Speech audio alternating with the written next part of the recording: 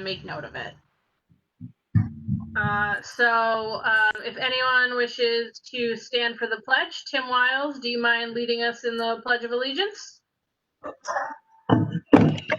I am happy to lead us in the Pledge of Allegiance. And I'll even adjust my camera so you don't just see my tummy. All right. I pledge allegiance to the flag of the United States of America and to the republic for which it stands, one nation, under God, indivisible, with liberty and justice for all. Thank you so much, Tim. Mark, are you ready for your oath of office? I am. Excellent, and I can hear you. So please repeat after me. I do solemnly affirm. I do solemnly affirm. That I will support the Constitution of the United States. That I will support the Constitution of the United States. And the Constitution of the State of New York. And the Constitution of the State of New York. And that I will faithfully discharge the duties of library trustee. And I will faithfully discharge the duties of library trustee. According to the best of my ability. According to the best of my ability. Excellent. Thank you, Mark. You're welcome. Public input session. Is there any input, Luann? We have not received anything specifically for this meeting from the public, no. Thank you, Luann. And that brings us to agenda item D, building update from Butler, Rowland and Mays and Turner Construction.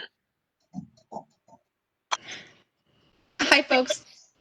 My name is Megan Brennan. I've been working with Paul Mays at Butler, Rowland Mays Architects to put together your construction documents so we can be following along on the original time frame and getting the building project out to bid.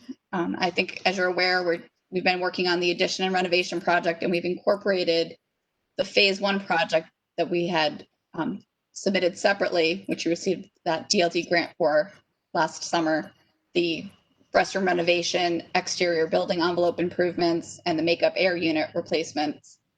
So now we've got almost a complete set of documents, and we're looking to go out to bid. And Larry Toon from Turner Construction is here to talk to us about the sequencing, the schedule, and how things are going to move forward as we get to this next exciting step. So I'll turn it over to Larry so we don't take too much of your time this evening. Thanks, Megan. Larry? Good evening. I'm Larry Returner. Thank you, Megan. I do have a quick slideshow of about 5 slides, if I'm okay to share that and walk through it. Okay. Absolutely. Go right ahead and start sharing your screen. Do you see my screen? Absolutely, I do. Okay, so I'll get started. This is just a status update on the construction project. We will quickly run through where the project status is with New York State SCD, a bid timeline, talk about a project timeline and review the phasing and some logistics, talk about the cost and some next steps. And stop me at any time if there's any questions.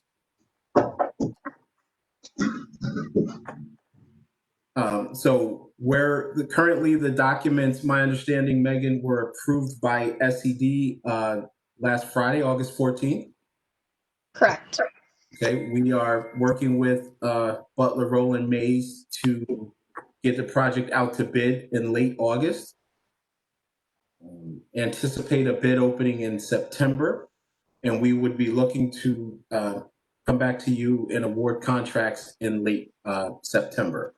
So we may miss your third Thursday board meeting, but we may be potentially asking for a special meeting to award the contracts sometime in late September. And I'll just walk you through, how we are seeing the phasing currently. We got to try to get this thing awarded and get. We're at pre-construction. We're heading into the bidding phase. And what this bar chart just illustrates is it kind of follows the phasing of each area.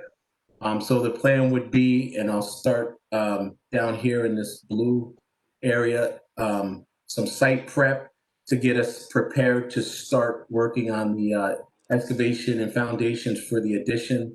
And ideally, we want to get that enclosed by the winter, work on the interiors, and be able to move the children's area into that addition sometime around April. That phase would take a couple months. At the same time, I want to back up. While the addition is going in this fall, winter, we would also be looking to renovate the group toilet rooms, the men's and women's toilet rooms, to get that started right out of the gate. And that would, that's a 4 or 5 month process that'll take us through February.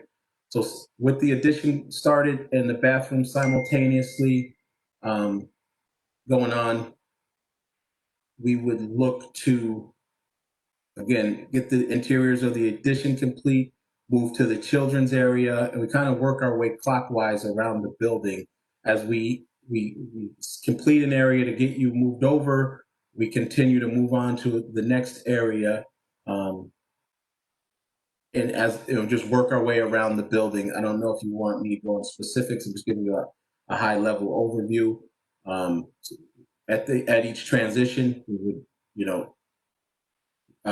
vacate, move construction in, put up temporary walls, move to another area. As we turn them over, turn over the finished spaces, we just keep moving around. I'll go on and then I'll have questions at the end.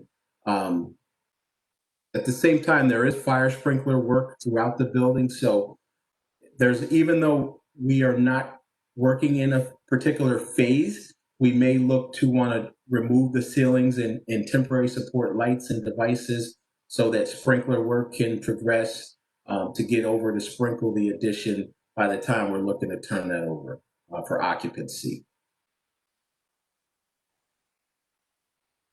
What the exterior site logistics, what we're looking at is, as soon as we can get going in October, trying to cut this plateau down to a usable sub-base elevation where we can put a temporary access road in from Western Ave.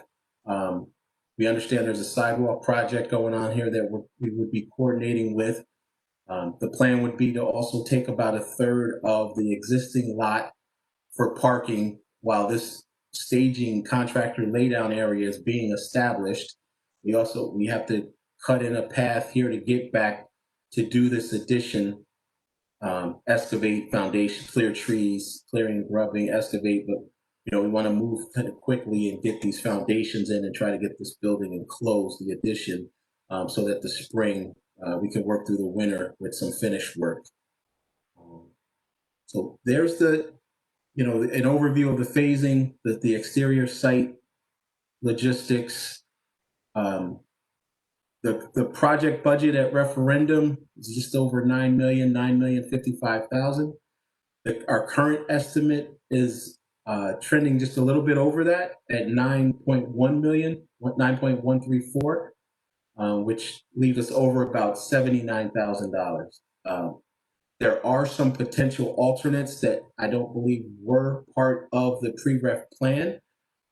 So that would, we would get additional pricing for these activities and see if, a favorable bid market, if there's anything we can add in addition to the project.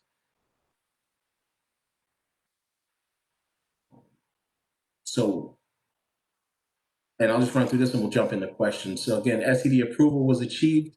We're looking to go out to bid in August, contract award, and we're looking to award in September and get started right away with construction on October, landing in your parking lot early October to get things moving. Any questions?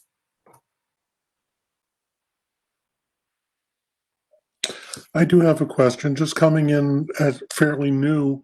I know Turner is doing this project, but what is Turner's role as opposed to the bids that will be sent out. Can you just tell me a little bit more about the project organization?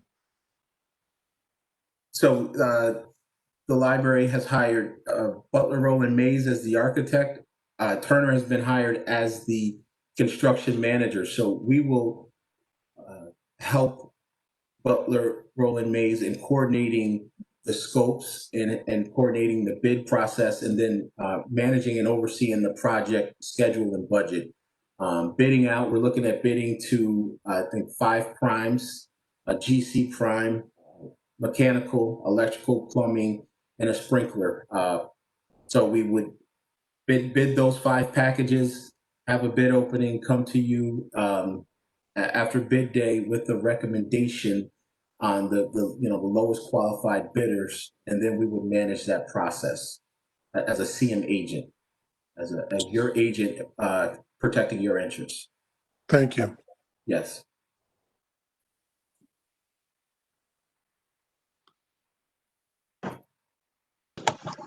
Other questions? I have a brief update on the financing for the board.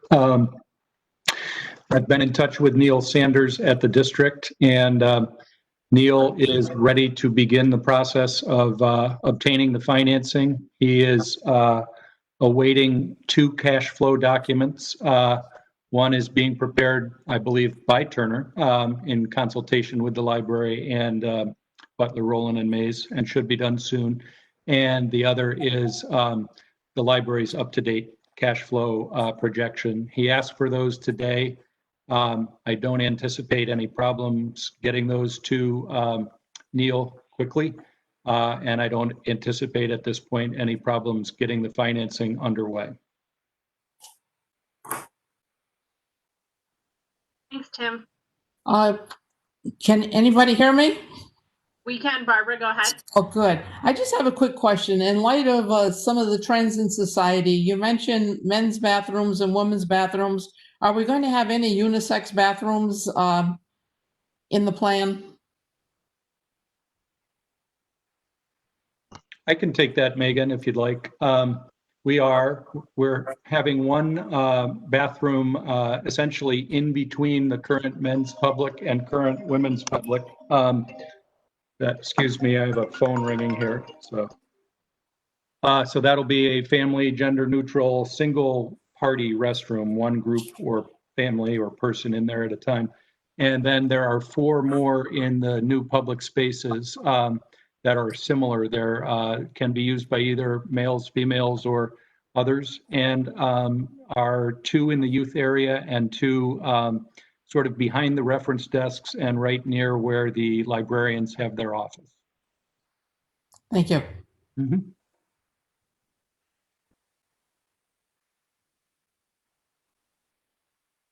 Anyone else?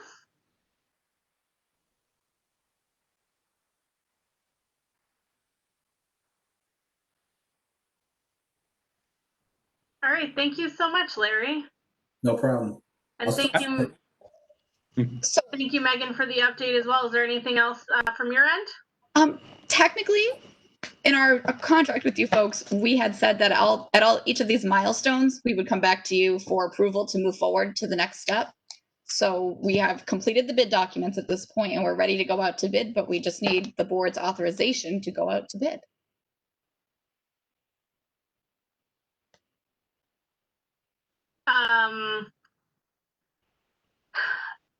Does anyone want to make a motion? I'll make the motion. So Barbara It's Brian, I second it. and Kathy second, and the motion is to approve Butler, Rowland, and Mays going forward with the next step. Correct.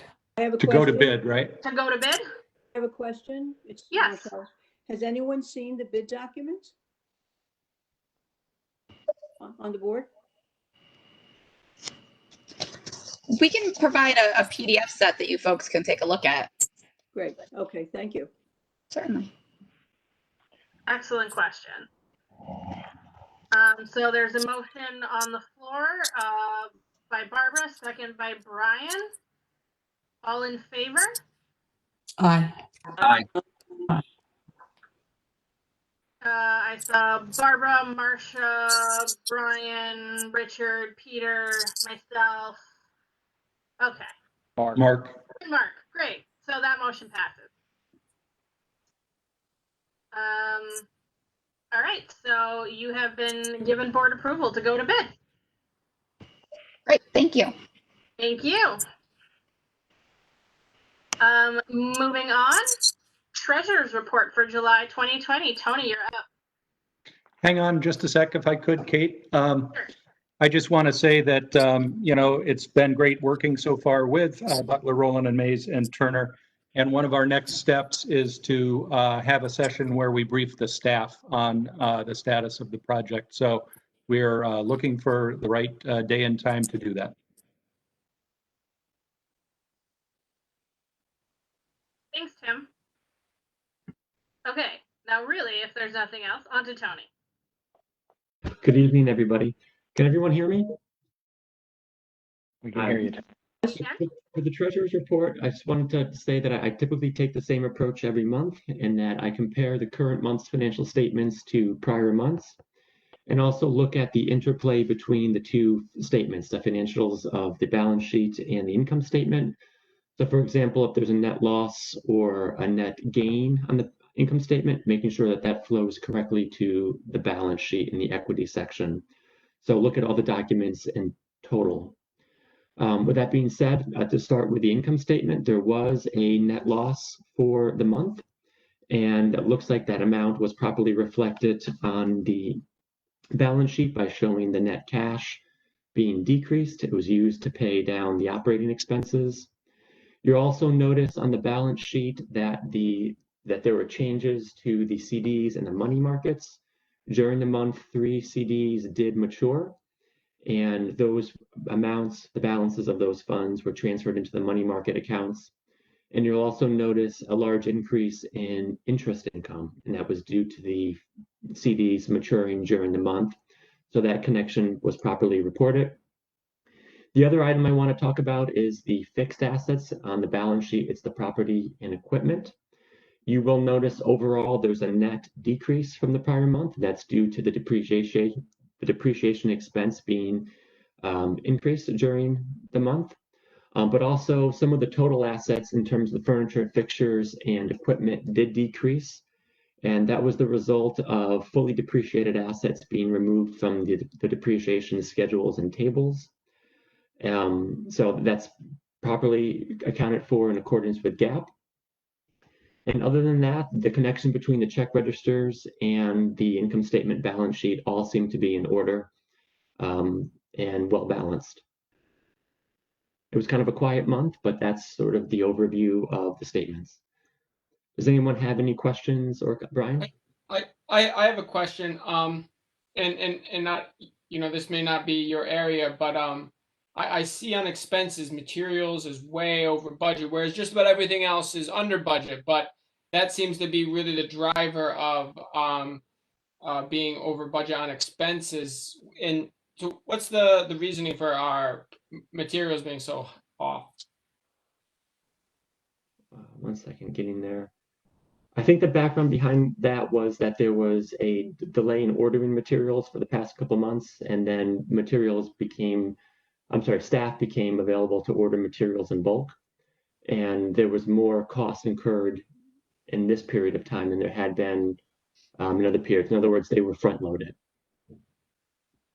Carol, is that consistent with the records that we have? Yeah, so some of the ordering that actually happened at the end of June, the orders were placed at the end of June. If you remember, the board had agreed to allowing collection services to go to one of the larger publishers and do a bulk order, basically like pre-ordering. But how that ended up working out was the orders that actually got placed at the end of June didn't get invoiced until July. So because we're a cash basis, everything, it's expensed in the month in which it occurs. So the expenses that should have maybe happened in June actually rolled over into July. So that's why the end of the year expenses for materials was under budget. And now we have the July. Lisa and her department are very good at keeping track of what they're ordering. And I have no doubt that during the course of the next 11 months, they will get this back under control and we will, it won't be over budget. I don't think it's a concern. Perfect. Thank you. Any other questions for Tony on the treasurer's report? Is there a motion to approve the treasurer's report for July 2020?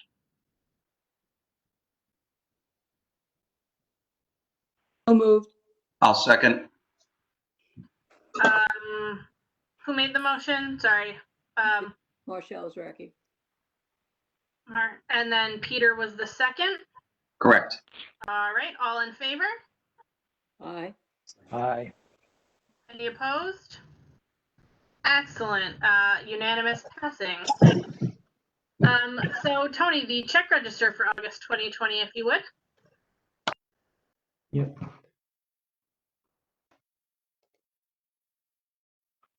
So the check register had a lot of the expenses for the operation of the library. To piggyback off of the comments made by Carol and Brian regarding materials, there are material costs scattered throughout the month. Maintenance costs, all of the check registers, the items listed on it, I did do a spot check referencing against the expenses on the financial statements in regards to the income statements, focusing mostly on the larger expenses, and they did seem to tie out. It's my opinion of looking at the check register in comparison with the income statement that items were consistently reflected on both. I did not check the items for August that were on the check register, but the July items seem to be consistent with the presentation on the income statement in terms of the expenses. Any questions about the check register? Motion to approve the check registry. Motion by Brian, I second. Mark second second. by Mark. All in favor? Aye. Aye. Any opposed? All right, passes unanimously. So thank you very much, Tony, again, for a great job. Thank you. So now I'll pass it to Tim for the directors and department heads report. Okay, thank you. So first, I'd like to ask us to take a moment of silence for another great resident of Guilderland who has passed on, former town historian and author Alice Begley, a great supporter of the library.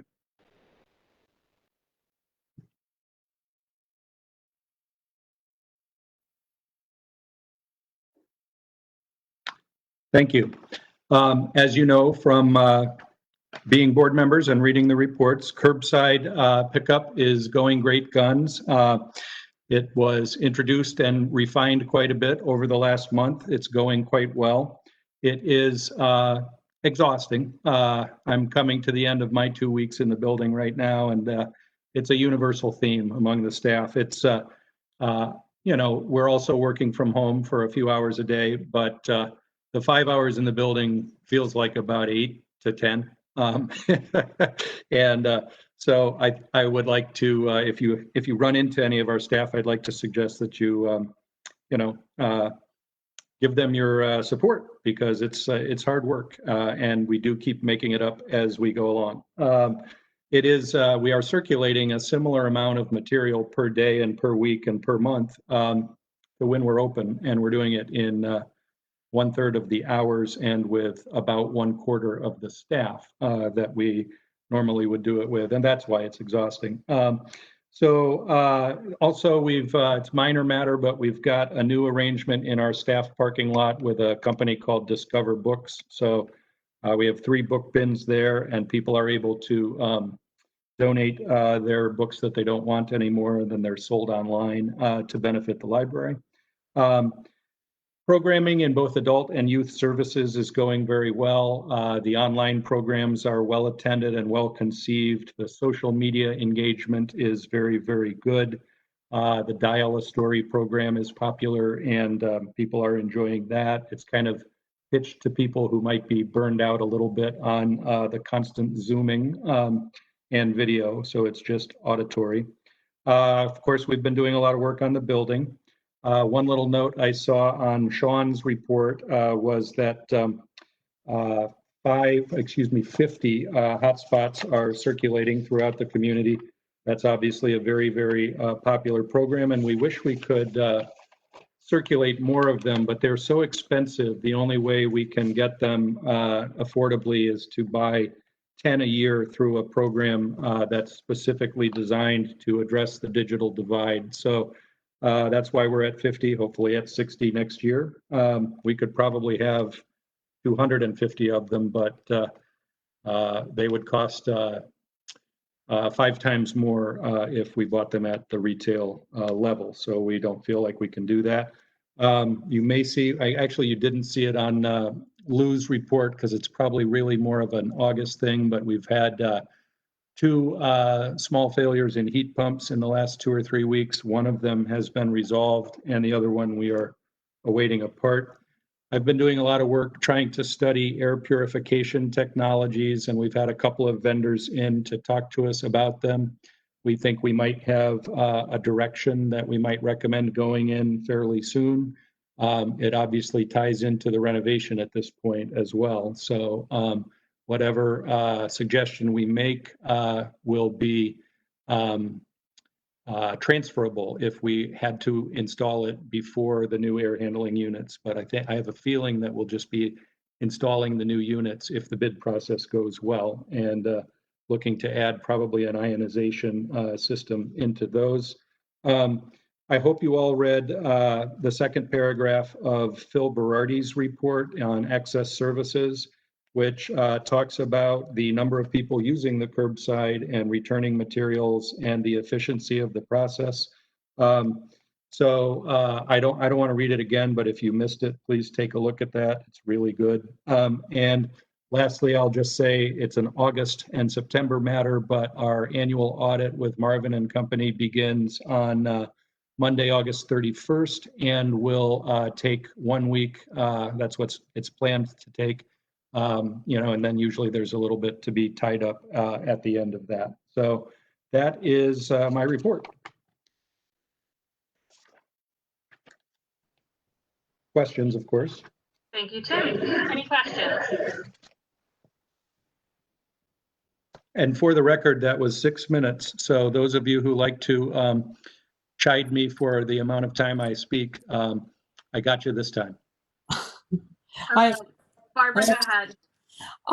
You said that the teams were only working 5 hours at the library and the task is overwhelming. Why aren't they there for their whole normal shift? Well, first of all, many are, Barbara. We've, at this point, we've done that department by department. And so there are departments that are in there for 7.5 or 7 or so hours per day. It's very hard to explain, but I'm going to give it my best shot right here. If you were there for the full 7 hours, and it's going to sound very counterintuitive, but 7.5 hours, it actually creates a logistical problem in everyone working in the same space. And we feel like that people can be more productive in their probable 2.5 hours at home than they can be by being there. So the people we're having in the building right now are the ones we need to pull off the service. And of course, we've talked about expanding the hours of the service, but if we did that, we wouldn't be able to hold together, for example, the online programming and the meetings that we're having with other staff members and so forth. So it sounds weird, but we've talked and some people are bringing in their staffs for a few more hours in order to address various backlogs. But right now we're a little stymied by this directive from the state that we have only half of the staff in the building at any given time. Because when half the staff is there, we kind of feel like we're doing everything we can do, but we're not allowed to bring more than half of the staff in. So it's a little bit of a catch-22, but that's what we've been finding.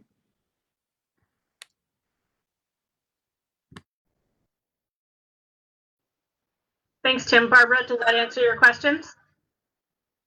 I can unmute here. So the half of your staff is not dependent upon how much space is available for your workplace. It doesn't seem to make any sense. I mean, if you're working with a 10 by 20 foot office, versus a huge library, I do not understand. Is there a way to petition the governor for some common sense here or anything like that? Well, Barbara, I'll take this one for a second, Tim. Yes, you'd think a huge library, but if you think about where the people's desks are and where they're working, a lot of the staff are actually congregated in a small space of the library. They're not spread out throughout the entire library. Well, but while we're closed, couldn't we move some of those desks to various parts of the library so that they could do their work?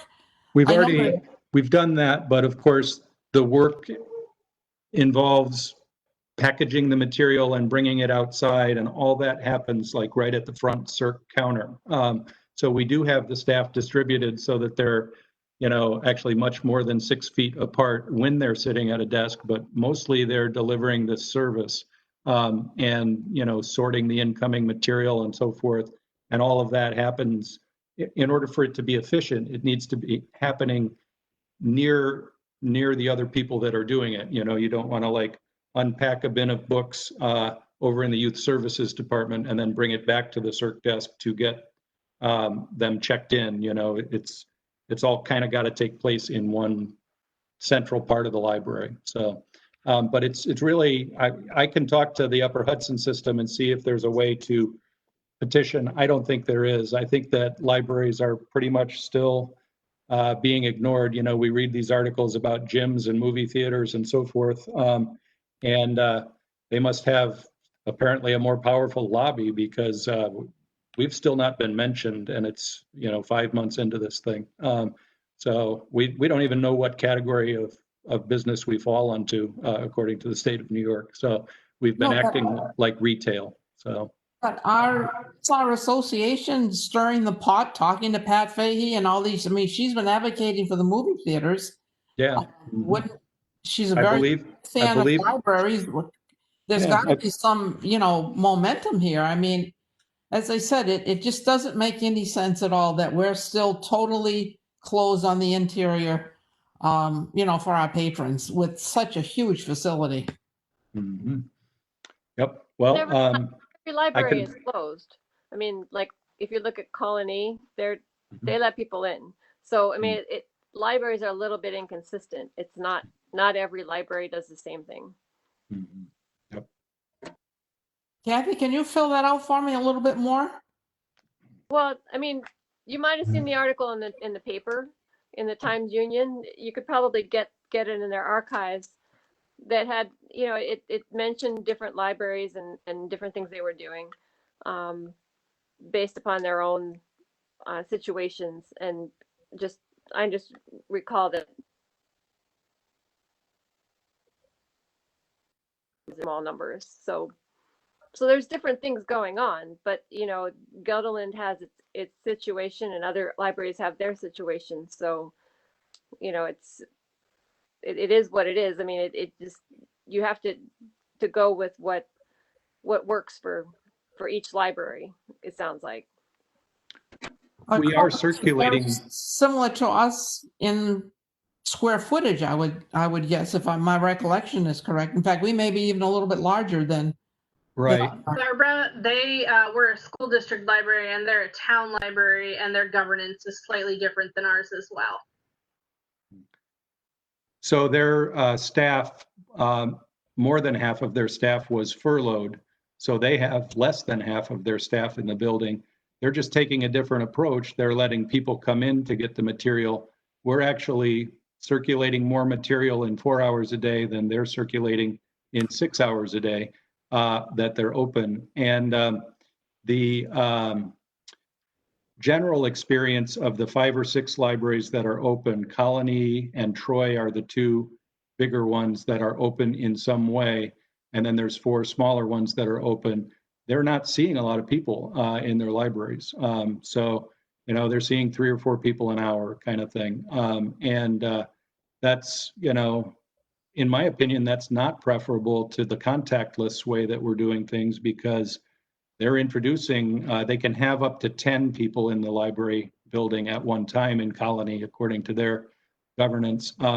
So they've got, you know, 10 people an hour coming in that could potentially be contaminating the facility. And meanwhile, they're circulating less material than us, and their staff is really stretched to the brink by this, you know. But because they are under the control of a town as opposed to a library board, they were told to be open, so they're open. And the director, you know, put a good face on it publicly, but I have some grave concerns about the effect on those people who weren't furloughed. It's tough work over there. Now, when they were furloughed, they're without a paycheck other than the government check? I believe that would be the case. I haven't looked into it, but they're town employees.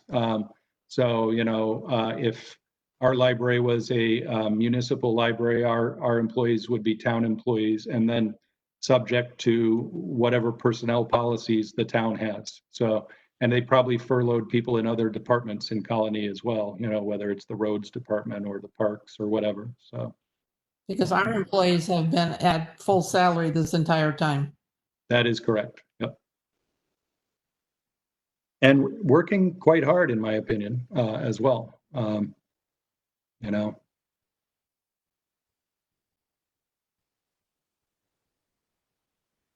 Any other questions about, what were we on? Were we on directors and staff reports, or did we approve that? I have a question, if I might. Yeah.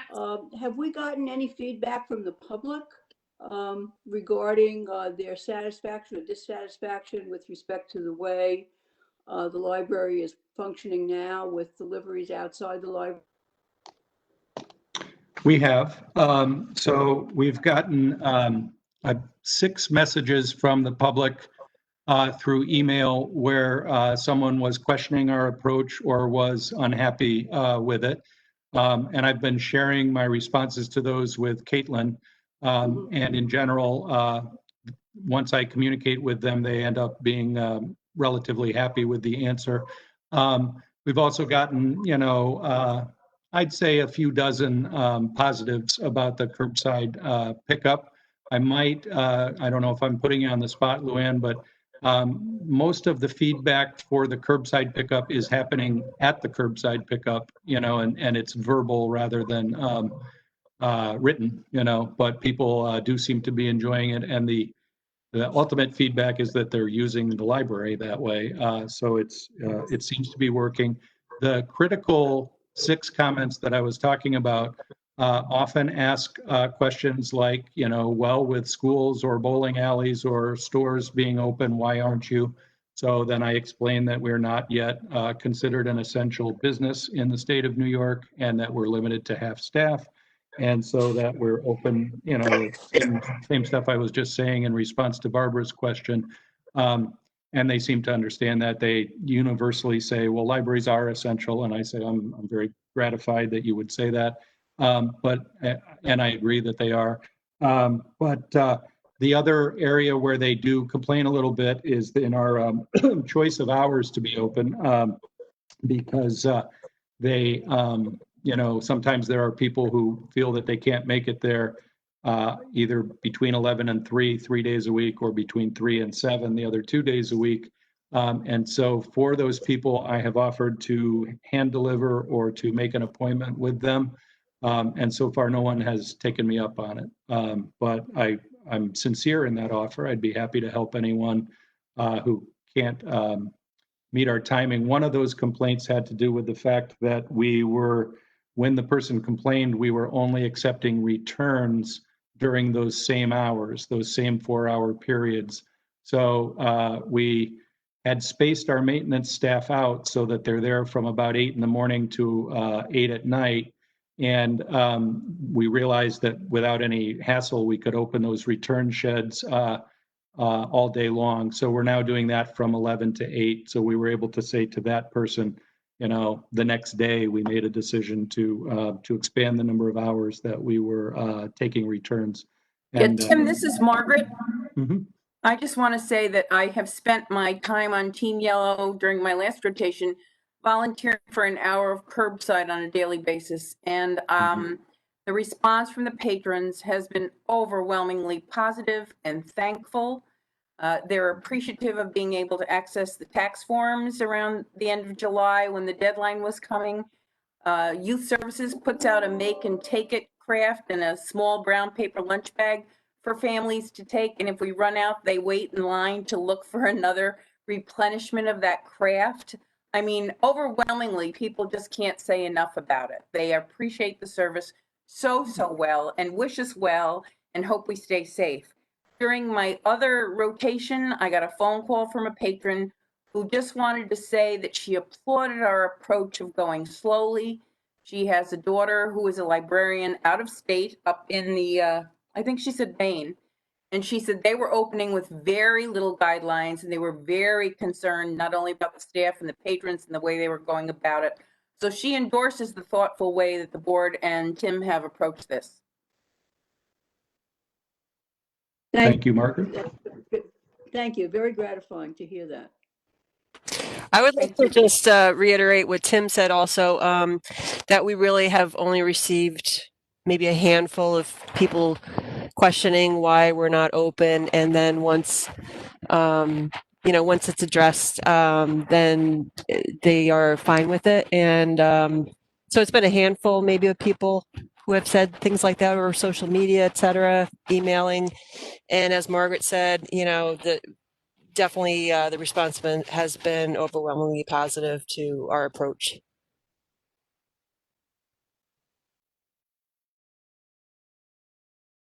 Excellent. Thank you. Any other questions? All right. Is there a motion to accept the directors and department heads report? Richard? I see a motion by Richard. I'll second it. Peter with the second. All in favor? Aye. Aye. Aye. Any opposed? Seeing no opposition, that motion passes. Next, old business. So we approved board meeting dates for 2020 to 2021. And Barry had some objections to April. It came to his attention later that he was looking at the wrong dates on his calendar, and that the third Thursday is not a conflict in April of 2021 with any Jewish holidays. He was mistaken. So the discussion is, do we want to keep the board meeting as it was approved, or do we want to go back to the third Thursday so we can keep on our schedule to keep everybody straight that it's the third Thursday and there's no one-off month there? Caitlin, it's Brian. I would like to go back to what we normally do so we don't get confused. That would be my feeling. All right, thank you, Brian. Barbara? I would agree with that. All right, so that would make the date, oh goodness me, let me scroll. It's the 15th of April. So it would go back to the 15th of April as originally proposed. That's not the school vacation week, right? That is correct. It is not. So it's on page 16, it looks like, in your packet, according to my PDF viewer. So is there a motion to approve the meeting dates for 2021, 2020 through 2021 as presented tonight? I'll make the motion. Ryan. I'll Rick second. West makes a motion, Barbara seconds. All in favor of those meeting dates? Aye. Any opposition? So moved.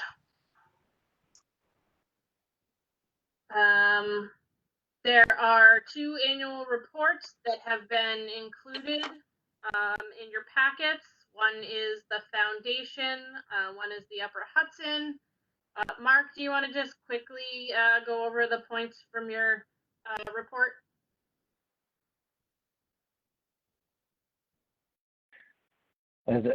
Just like you, I got to scroll through the PDF here.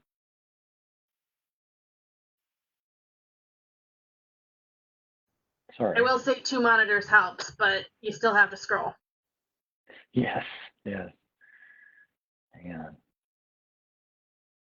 Can we skip over me real quick until I find it? Probably. Tim, do you want to just give some points on Herb's? Sure. The main point on Herb's report is that, well, there are 2 points that I'd like to cover on Herb's report. One is in his 3rd paragraph. He starts by talking about state funding and then shifts into a discussion of the Board of Upper Hudson approving a plan for where libraries can be given 90% matching funds for projects. So to clarify that, he's referring to construction projects, construction grants. And so it's related in the sense that it's fiscal, but it's really 2 different concepts that he's reporting on there. The 90% to 10% is not intended for libraries like ours that are relatively well funded.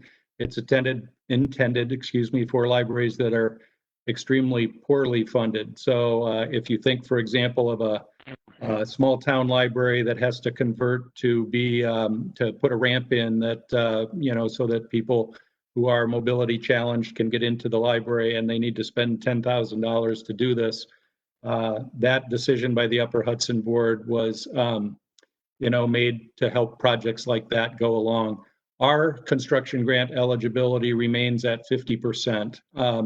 And as an aside, we have submitted a construction grant for this upcoming cycle with the assistance of Butler, Rowland, and Mays, because it's a little more complicated. It bites off a chunk of the building project, and our submittal is for a chunk of the project that's $263,000. So at best, we could plan on getting about half of that money back eventually. So on his first subject in that paragraph, since he wrote the report, Upper Hudson has been notified by the state that they should probably anticipate receiving a 20 to 23% funding cut from the state of New York. The way it's worded is that the state is putting a hold on the funds for now. But in the long experience of the people, I've been in the public library world for 7 years, but those who've been here longer indicate that that usually means you're not getting that 20% of your budget. So the directors of the Upper Hudson system meet every Friday. We'll be meeting tomorrow again. And Upper Hudson is not yet prepared to say how that 20% cut will affect them, what they might do as a result of it. But the basic model is that it's sort of a cooperative. The system exists in order to serve the libraries like us. And so the libraries essentially pay for the system to work other than the state aid. So we began a process today, Carol Cott, Margaret Garrett, and I, of trying to, at Caitlin's direction, of trying to begin to project the impact that that will have on us. The main expense we have with Upper Hudson every year is something called the ULAN agreement, UHLAN.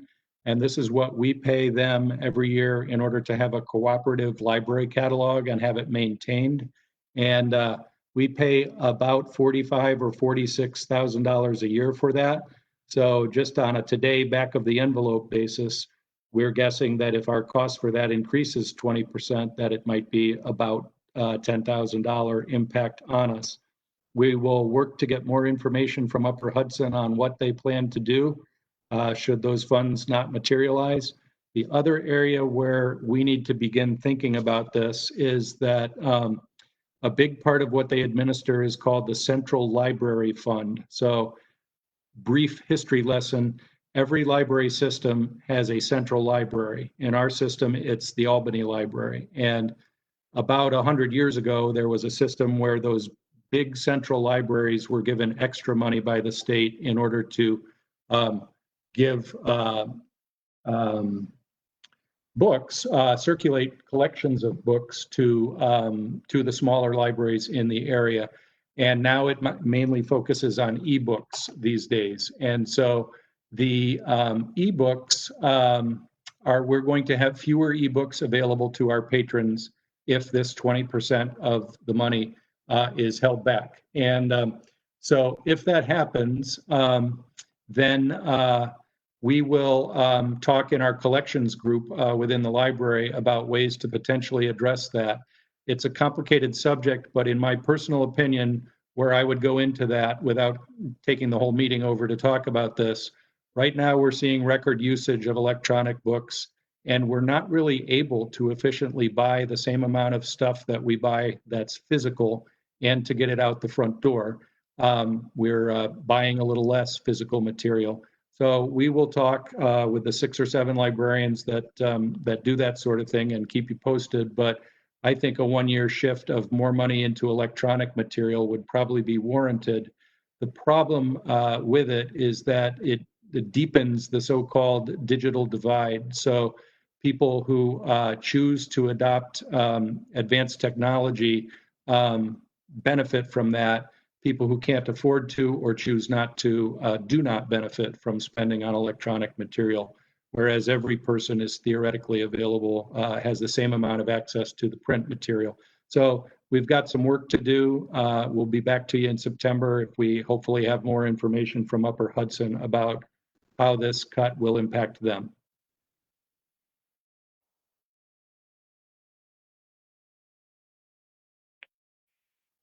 Also, I think it's accurate to say that it's probably not the only year. Now, I'm trying to prognosticate or predict the future, but that state aid, is based on tax revenue. And if tax revenue is down, then Upper Hudson may have to change their model going forward. Thanks, Tim. Mark, all set? I found it. Yeah, we're good. Thank you. It's a quick report. I was only able to attend a couple of the foundation meetings due to COVID. There were a lot of cancellations of the meetings. A couple of the notable things to point out. One is the foundation contributed $5,000 for the 4 sheds that Tim has put use in the parking lot there, as you can see them as you drive by, and also for some sanitation products. Another one is the foundation has canceled the gala for 2020. They actually were going to do a golf tournament, and that has actually been canceled as well. So since I provided this report, and they actually haven't talked about doing anything for 2020 from a fundraising perspective at this particular point that I'm aware of. Also, there was Steve had listed some items that were asked for like bags to deliver books. Welcome baby bags, podium light, $250 to upgrade toys and children's center. And one of the ideas was to see if NBC would sponsor some delivery bags to help raise some of the money for that. But that's basically all that the foundation was, not all that they talked about, but some of the notable things that was discussed in the foundation meetings I attended. Thanks, Mark. Yep. Anyone have any questions for Mark? All right. Tim, would you like to give a brief operational update? Sure. So, some of that I've already covered in terms of what are currently our sort of new normal operations. So about 10 days ago, a small group of staff members came up with an idea to open the Norman Skill Room, which has a separate entrance at the front of the library, to limited by appointment browsing. And so patrons would, the room would be staffed by 2 people at a time, and patrons would make an appointment. They would need to, wear a mask, and they'd be given gloves, and they could walk through the room in one direction, like they do at the IKEA stores or at the grocery stores now. Keep the flow going in one direction so people don't bump into each other. And they'd be in probably for 20-minute browsing periods where they would have access to new books, which are almost always the most popular books, and bestsellers, which are also usually new, and children's material, other kind of popular things like video games and museum passes and some of the library of things items. There would be 2 self-check stations set up in the room so that people could check out the material themselves. And we would be stationed nearby behind a kind of a screen to answer any questions that people had about either the library in general or using the self-check machines. There's been a lot of planning in a short period of time for this, and I think that there still needs to be a lot more planning in terms of getting the right PPE into the room to make sure that that it's as safe as possible. But we think that it would be a way to, or excuse me, I think that it would be a way to, and some others do as well, a way to offer something to the public that's a little bit more than we're offering now. Browsing in a library is a fun thing to do. There's unresolved questions such as, so when you browse, you pick things up and you touch them and you breathe on them. And then if you don't check them out, you set them back down. So what do we do about that? So we're sorting through some of those questions right now. Obviously we disinfect the room every night, but do we quarantine that material for 96 hours, or do we just say to the public and the couple of staff members in there that, you touch this stuff at your own risk? I did receive I'm in the building right now. I'm coming to the end of my 2 weeks in the building. And so those of us in the building have been talking about it extensively. And I received a suggestion that we do a staff survey that would be anonymous in order to get staff feelings about it that they might not want to share in front of me or in front of their department heads. So we did that on Monday, and we got at least 30 responses. I haven't checked today, but as of yesterday, we had 30 responses, and we have some work to do in terms of making sure that that's a safe way to go. We have been asked by a staff member anonymously to consult with the County Department of Health before opening a service like that, and I think that that's a very constructive step that I would like to do. There's just a number of, I don't want to call them small questions, but one of the things about this concept that was presented to me about 10 days ago is that it's got a lot of kind of loose ends, I wish I could think of 1 or 2 more examples, but who does staff it? What hours does it run? What do you do if someone refuses to wear a mask? So we need to cover all that kind of stuff. We're working on it, and we would like to share it with you for your input. Tim, I have a couple of questions. Sure, Barbara.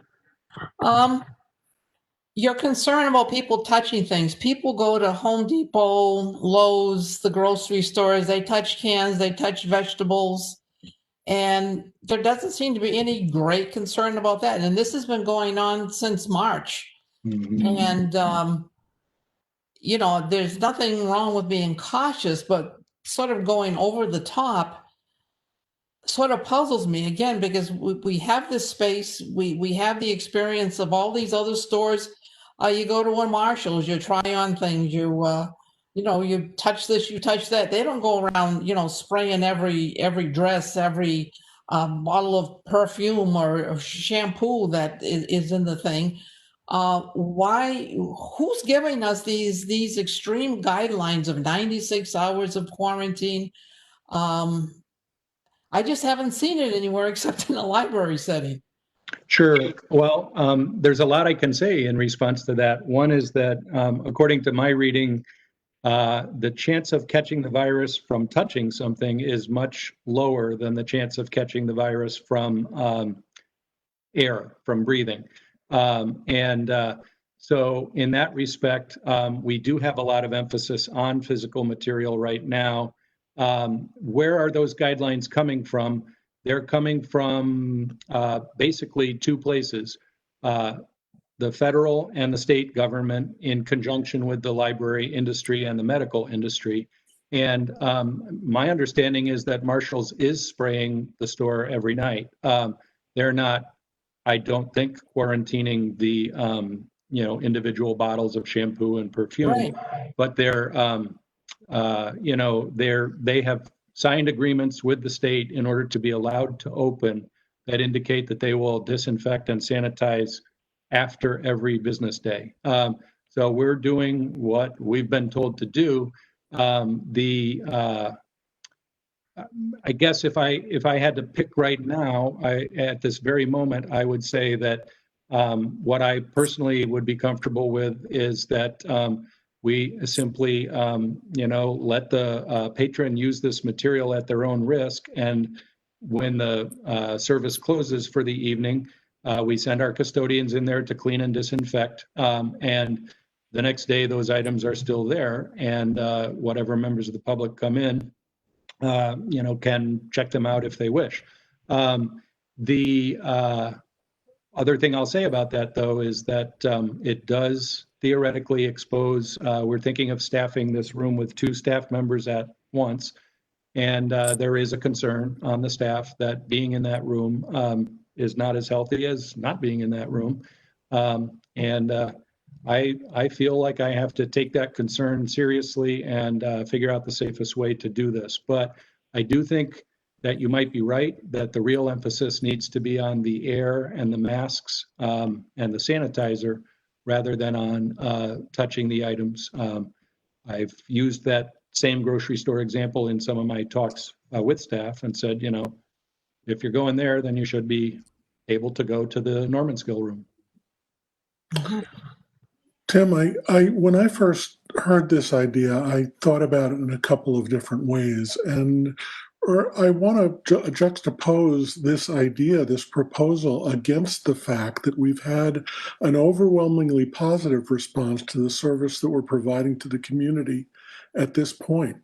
As you said, browsing the library is an enjoyable experience, but I see people coming in and wanting materials other than what you provide there. And granted, we're self-selecting some of the most popular materials, but I see that people could want other things as well. I also think that this is going to be a drain on staff resources at a time when those needs are great, because even if there's nobody in there, it needs to be staffed. I don't really see the value added for the public. If they were clamoring, if I was clamoring for this, I would see the need for it, but I think it's got a lot of negatives, and I understand the viewpoint that it's going to look like we're doing something and making some progress. But I don't think in terms of tangible benefit that I see that there's that much there. Just one person's opinion. I'm trying to put myself in the mind of a patron, which I am. I go on now and I go to the online site and I order something and it's there for me. So, I think there's a lot of truth also to what you say, Richard. In terms of the one, there's one real solid sort of brass tacks concern that I have the answer to in that, which is that we feel that it's very important to, if we do this, to make the Normanskill room a closed system, if you will. So if somebody says, I know you have a copy of, King Lear in the library, can you go get it for me? Right. We're going to say, we sure can, if you go outside to the parking lot, call the CERC number, place the hold, and we'll deliver it to you momentarily, but we can't do it in this room. Because we think if we start doing this cycle back in and back and forth, it becomes, there's another thing called concierge service, and it becomes that, but that's much more labor intensive and would be more labor intensive than what, you point out that there would be, that our focus on the curbside would be weakened by adding this approach. These are my words, not yours, but you're right. It's and so in part, one thing we're thinking about doing with this is that when we initially started it, we thought we would announce it as a pilot for a certain number of weeks or days to see how it goes. And therefore, and I may be wrong about this, those of us who've talked about it, but that would give us the graceful out if it's not working or if the virus gets worse or something like that. The other thing we have been discussing at this point, which I should have included in my summary, is that we're talking about offering this for 2 hours a day at this point, because that's all we feel like we can spare. So it would be probably on the Monday, Wednesdays, and Fridays, 12 to 2, and on the Tuesdays and Thursdays, 4 to 6. And so those are clarifications, but I think there is some wisdom in what you say. I also see as you talk more about it, I see the potential for a slippery slope in terms of, the staff wants to provide such good service that, getting things on the spur of the moment is difficult for them. Also, I see an annoyance factor in that not everybody understands why we're doing this and how we're doing this as well. So why can't I have that King Lear now? And also, when you talked earlier about some people complaining about the time windows for some of the existing services, if people are unavailable for, an 11 to 8 period of time or an 11 to 3 period of time, they're going to be even more upset about only a 2-hour window. I think that you're not giving that much, and what you are giving is not necessarily meeting a need, and it's fraught with many difficulties. Fair enough. I don't particularly disagree with any of that. It's a legitimate way of looking at this idea. So, Caitlin, can I jump in? So I really like your idea for a pilot program. I think it kind of hits both ends, where you're not saying this is full time, you're saying it's a small time, and it's not necessarily in a long time. Since I've been on the board, we always like to think that we know what the public wants, but in my experience, we never really know until we try something. I try to talk about the library to everyone I know, and every time I talk, I only get a couple opinions. So, that's why I like the pilot program, the short hours. It certainly does. People are going to complain, but people complain, as you know, all the time about everything. So, if we don't want to complain, we just close the library. So, because people are going to complain. I like your thoughtful approach to it. And I think we give the public a chance to decide what to do. Personally, I wouldn't necessarily feel comfortable doing that. And maybe every single person in Gilliland wouldn't either, but maybe there's a lot of people that would and do want that I just don't get a chance to talk to. So I think your approach is very thoughtful and covers a lot of bases. Mark, did you want to say something? No. Sorry.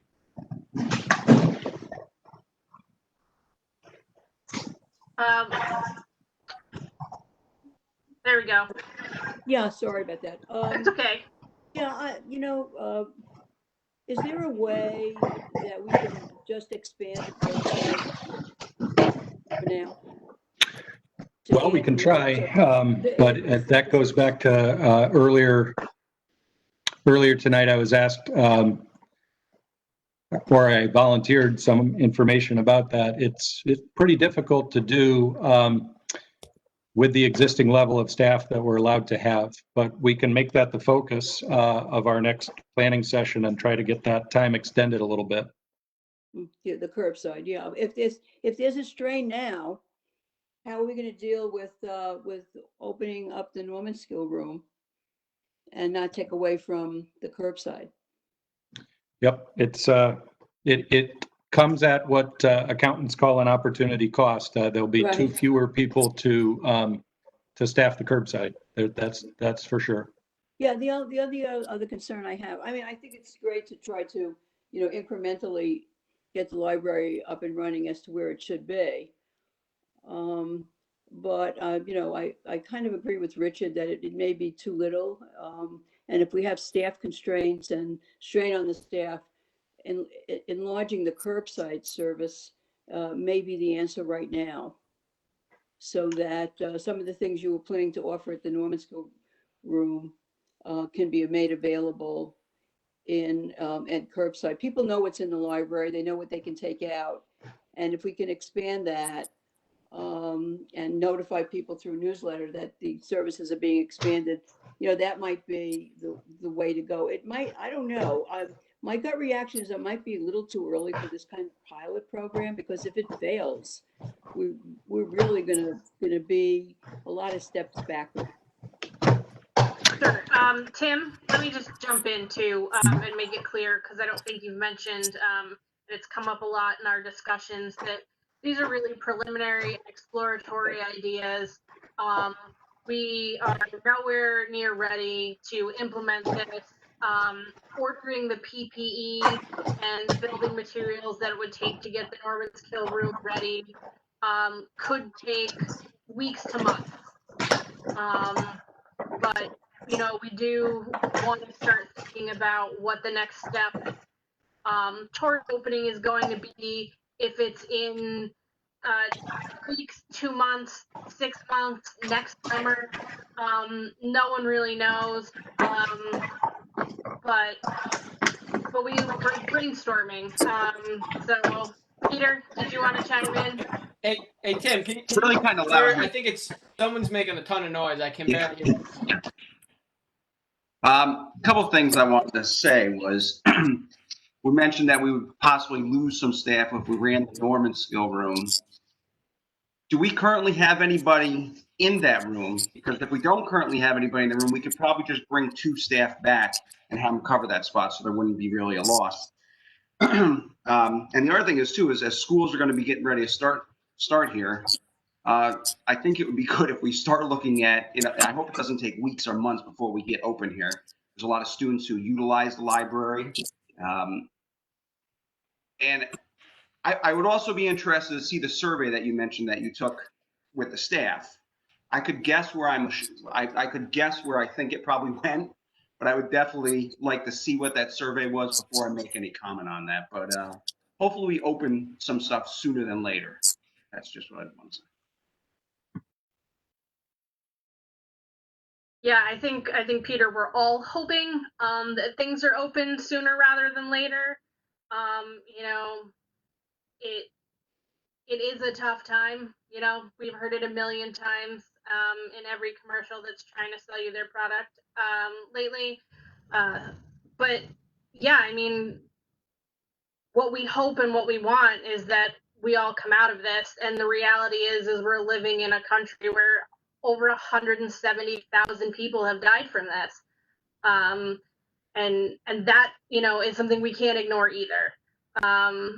As much as we have a duty to provide this service to our community, we also have a duty to keep people safe, and we're trying to find the balance between that. And I think, collectively with the diverse board that we have, we're coming up with good arguments on both sides, and hopefully we'll be able to meet somewhere in the middle and ride this thing out. I would be happy to share the full staff survey. At the moment, I have it from 11 a.m. comments received as of 11 a.m. yesterday. Luann, I don't know if you're still at the library and can aggregate it again and email it out to me later tonight, but assuming no one has a problem, I believe the staff in general would like the board in general to see their comments. So I'm prepared to do that if there's no objection. Yeah, I just sent you Tim and Margaret, I just sent you both the updated survey results. Okay, thank you. How many Thank you. people have responded now? Do you know? I believe it's 37.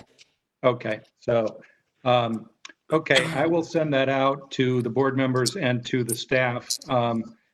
Or actually, Luann, if you don't mind doing that from where you're sitting and just say, you know, as requested, we're sharing the full document as of now, then everybody will have access to it. You can't read it during the meeting. It's 6 or 8 pages long, but I think it's good information and a good snapshot of where we are. And a lot of good suggestions in there too. Barbara, you came off mute for a minute. Did you want to say something? You're still on mute. Okay now? Can you hear me? Yes. Okay, thank you.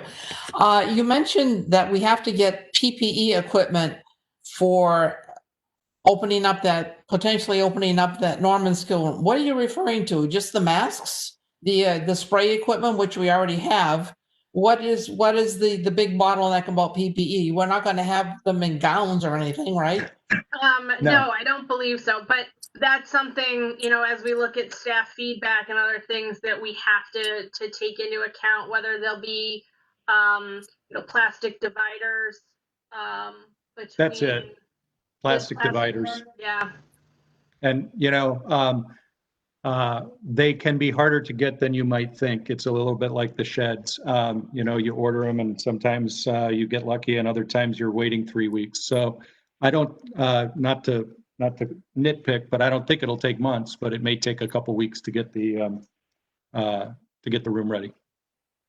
Okay, and I just want to continue Peter's observation that with schools opening, and hopefully if everything goes well, the kids are going to need access to their books and what they need for school. And so my original comment, are we lobbying the governor to pay attention to libraries, which are an essential service, and trying to get his attention so that he gives us a little better guidance on numbers of people that we can have, maybe based on square footage versus just a blanket statement. I think we've got to get involved as a board doing a little bit of this political work, because as Tim pointed out, we don't even know if we're phase 1, 2, 3, or 4, if we even exist, for heaven's sakes, in his mind. So, whatever work we can do along those lines, either through Upper Hudson or through our personal contacts with Amador and Fahey. Amador probably wouldn't be having any influence, but Pat Fahey, as I said, has been a very strong advocate of gyms and movie theaters. 42 other states with COVID results worse than ours have been open with no ill effect. And yet, again, we lag here way behind in opening up. And as I said, to me, the library is an essential service. We're doing well with the curbside pickup, and I personally have taken advantage of it. But as I said, considering the size of our library and the expense that's there, if we could just get somebody at the governor's office to turn the screw a little bit and just say, depending upon your square footage, this is the percentage of people you can have. To me, that would make a heck of a lot more sense than what we're working under right now.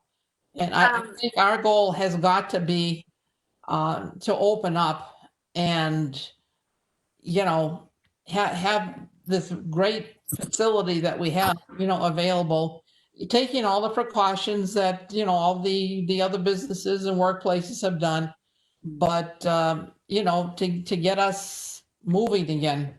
Yeah, Barbara, I think we would all agree that eventually the goal is to open. I think there's definitely some discrepancies among board members on how quickly we think that should happen. I do want to say that your point of there are other states with higher cases of COVID than us, with all of these things open, having no ill effects. if they have higher numbers of COVID and everything is open, I'm not sure we can say that they're not having any ill effects. To answer that, they do their tracing, and the cases are not traced to the movie theater to the gym. That's what I meant by that. Okay. Can I add something, if you don't mind? I just wanted to add to what she's saying. If we're going to take lessons from other states as well, I believe they don't do it by footage. I think they do it by maximum occupancy, and they determine like the number of people that you can have in a building that way. Some of the states have, that's what they've been doing. Mm-hmm. Thank you, Jason, for that insight. So Tim is going to meet with other directors tomorrow. We'll continue to work with Upper Hudson on their guidance and feedback for the libraries in their area, and get the information funneled down to us in that way.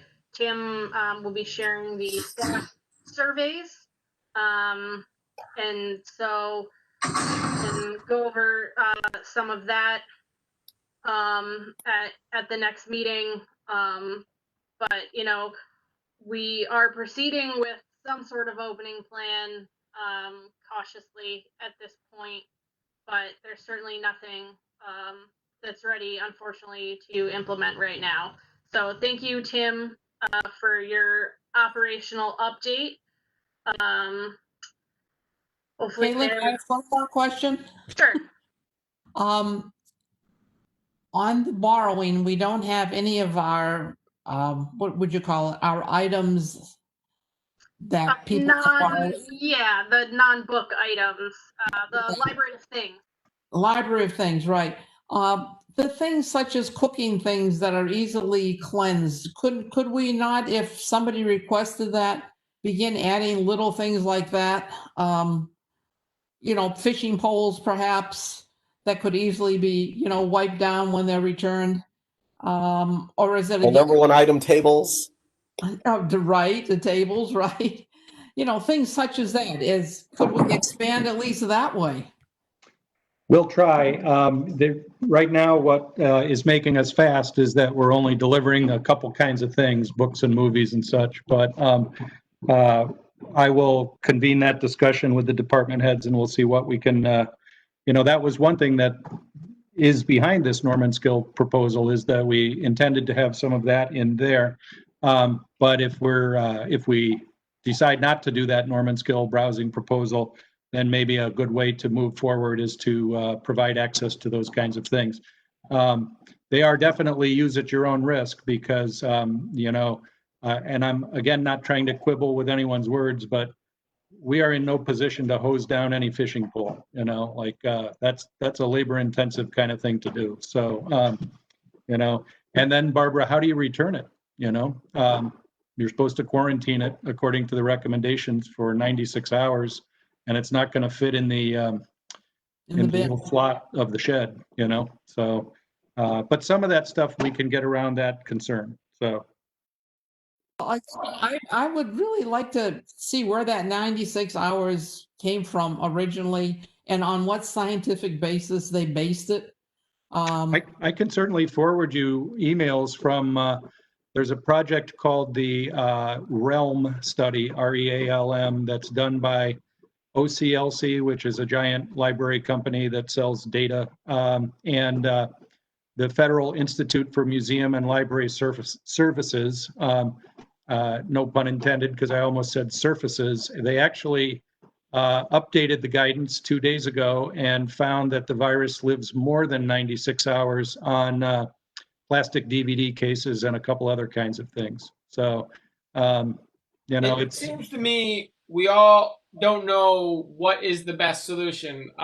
So I guess, we're not healthcare professionals. I kind of agree with Tim. Like, we just got to do with what they're telling us at the moment, and they're learning about it, and what we're doing now will probably be different than what we do in a couple months to a year. I would agree with that, Brian. There's a lot of unknowns. Yes, Peter. I just want to say, as I've been browsing through the survey that came, There's an awful lot of statements in here from staff saying that patrons have mentioned the interest in the library opening at some capacity.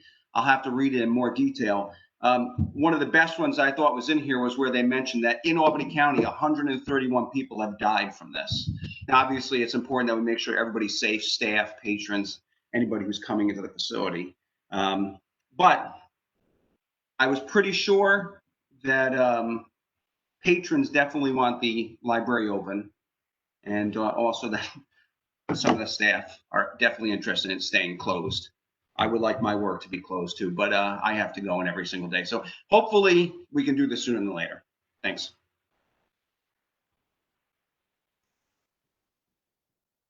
Thank you, Peter.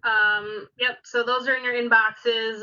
Everybody will get a chance to take a look at those. So moving on to new business. Has everyone had a chance to look at the new committee assignments?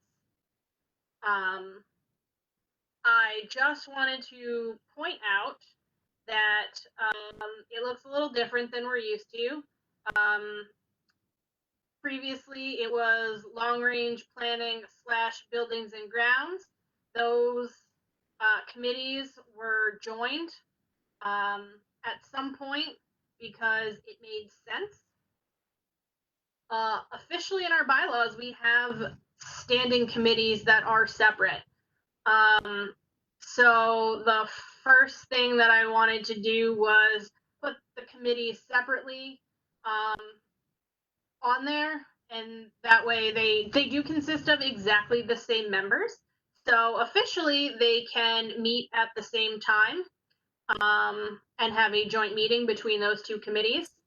And the policy committee will have to amend the bylaws to actually merge those committees. So that's a little explanation of the separate committees than we're used to seeing. So like labor relations and personnel were previously combined. They're listed separately, just to be technical and in line with our bylaws. So Richard, did you have comment? I just wanted to know the difference between the labor management and the personnel committees, if I could. Sure. Give me one moment. It is in our bylaws. Oh, I'm sorry. I should have looked. I didn't know that. No, that's okay. I should have anticipated this and gotten it up, but it just briefly states the 5 standing committees and what those committees do. So the Labor Management Committee will consider matters of mutual concern of the library and the unionized staff. The example would be reopening the library. And the other for the Personnel Committee will meet periodically with the director about any personnel issues and present an annual performance report of the director to the Board of Trustees within the first quarter of each calendar year. And is there a thinking behind the committees being the same, having the same membership? Well, they were joined. At some point, the board, we may have even made motions to join those committees, but it never happened as an official change of bylaws, which is a slightly different process than just making a motion at a meeting. But it feels like the membership needs to be the same on both, given that they are separate. Well, the membership was the same on both committees in this because they were previously combined. So the idea would be that they would officially be combined. So there's, the exact same members so that, when the committees are combined, Got it. So everybody's just serving on them. Yeah. So the plan is still to combine them at some point. Okay. Correct. Thank you. It just has to officially be done by the policy. Bylaws change, right? Bylaws change, so it has to be presented to the policy by the policy committee at the next meeting. I'm not sure. I think has to be, 2 at least meetings before bylaws can change. So there's a significant waiting period from when the policy committee would present that. So I wanted our committees to still be able to operate and function during that time in accordance with our bylaws. Thanks for the explanation. You're welcome. Any other questions, feedback, input on the committees?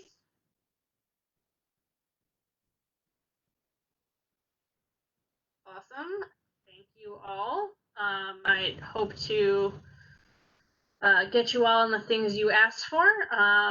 So I appreciate you volunteering the committees that you wanted to be on. Is there a motion to adopt the new committee assignments? Almost. Okay, Barbara makes the motion. Is there a second? Second, by Brian. Okay, Brian. Brian seconds. All in favor? Aye. Aye. Any opposed? So moved. All right. Minutes of the annual board meeting. I have one issue for new business. Oh, yes. Oh, my goodness. I'm so sorry, Peter. No worries, no worries. I know it was late. I spoke with Tim earlier today. I tagged him in a post that I saw on Facebook in regards to the Guilderland Farmers Market. They've been located at the corner of 155 and Route 20 in the 20 Plaza or 20 Mall, whatever it's called, and Star Plaza, I don't know. So it's been located there. There was an occupant of the building who was concerned that they were losing business because the farmers market was in front of their business. And as a result, the farmers market was moved to the back of the plaza where it's not going to be real visible. So I had spoken with Tim in the past. And then again, like I said, we talked about it this morning, and I said, maybe we should think about asking the Guilderland Farmers Market if they would want to use maybe our small parking lot on a Sunday for the few hours that they function. I think it's great access for them and people, coming down the road there. It would be beneficial for the library for people to be coming to our property, I think. So I was just wondering what the rest of the board thought, and maybe Tim, if you want to share anything that you have on it, that would be great. Tim, I don't know if Tim, do you want to speak first, or I think that's a wonderful idea, and certainly if and when we're up and running, it certainly will give us exposure. Even limited, they could at least see our sign if they're coming to the farmers market. I think it'd be a phenomenal public service. It's a great location. It'd be wonderful. So I like the idea too. However, there's a lot of complications that you have to start thinking about. First of all, the farmers market is a business, and we have a plank in our platforms that public property can't be used to benefit private business. That might be something we may want to change, but my understanding is it's based on the state constitution. Secondly, you got to make sure this business is insured, and we would have to make sure that our insurance broker does not require us to take out additional insurance in order to operate the farmers market. I know I'm starting to sound negative. It's just because I'm tired. I like this idea. Thirdly, I went to the farmers market this last Sunday, and it takes up the same amount of space as both of our parking lots. The way they have it set up now, I mean, there's 20, 22 vendors, something like that. So I don't think it would fit in our small parking lot. Lastly, I just have to remind you that you saw a slide earlier that we're about to close about 1/3 of our main parking lot to start a construction project.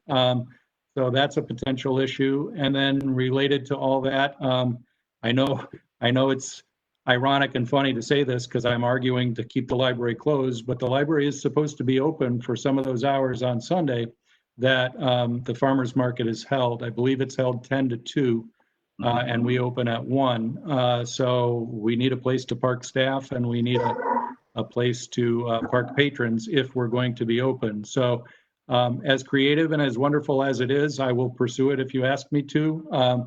I wouldn't be surprised if the owner of the farmer's market comes by and looks at the land that we have and says, thank you, but it's not big enough. So anyway, it sounds like I'm trying to trample on the idea. I would love it if we could do this, but I feel like these are things we need to be aware of as we sail forward on it. Just conjecture, but I wonder if they would be interested because they were previously in the parking lot behind Trusco in back of the Star Plaza. And I think for visibility's sake, because they depend on people seeing it and stopping by, they moved to the corner. So I'm not sure if they would be interested in a location that can't be necessarily easily seen from the street.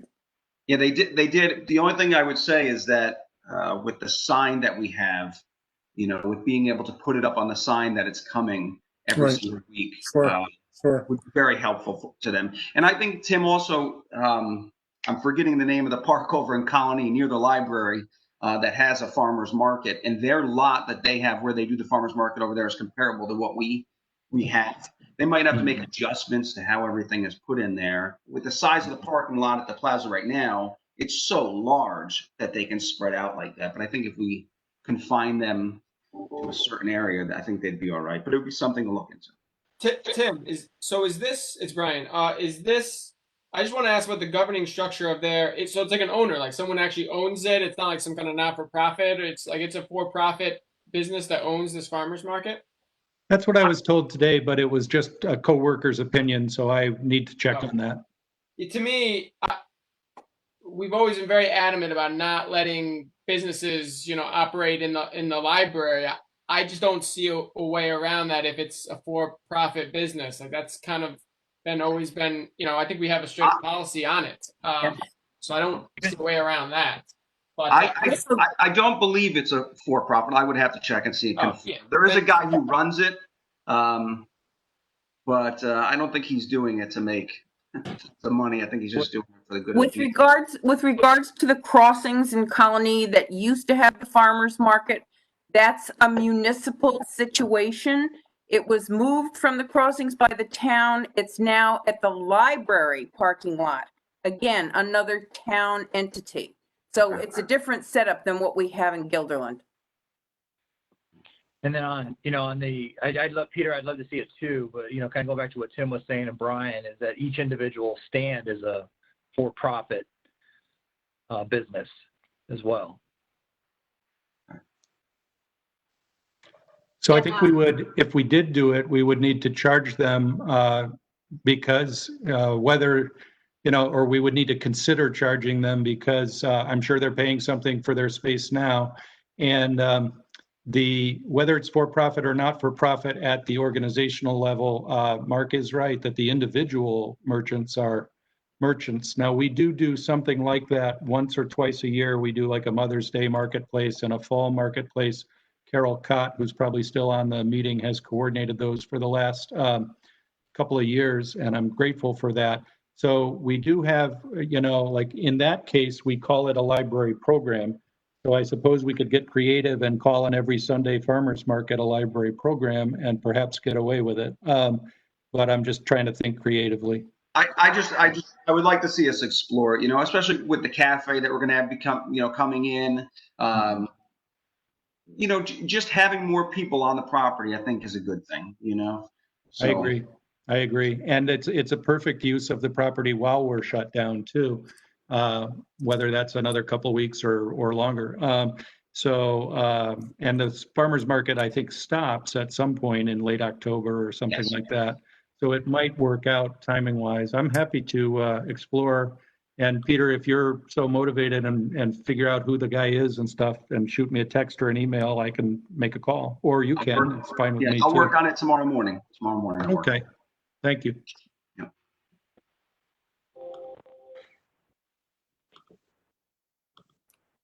All right. So we are not making any motions or promises on that at this point. Tim is going to get back with us to us with more information. Thank you, Tim. And Peter, I agree that at first glance, it's a phenomenal idea. And we can work through, I think, some of these things, and see where it gets us. So now to the minutes of the annual board meeting. Jenna, do you know who has to abstain? Wow, actually, I did not do that. Sorry. That's okay. Maybe people abstain if they know they weren't at the annual meeting at 6 p.m. in July. It looks like Peter and Mark. Yeah, Mark was not at the meeting. So, any questions about the minutes? I'll move the minutes of the July annual meeting. Motion by Barbara. Second by Jason. I saw you. All in favor? Aye. Any opposed? Abstaining, Mark and Peter. All right, so moved. Minutes of the regular board meeting for July. Move acceptance. Motion by Richard to accept the minutes. Second by Jason. All in favor? Aye. All right. Abstentions, Mark and Peter. And so moved. And that brings us back to Luann. Is there any public input that's come in?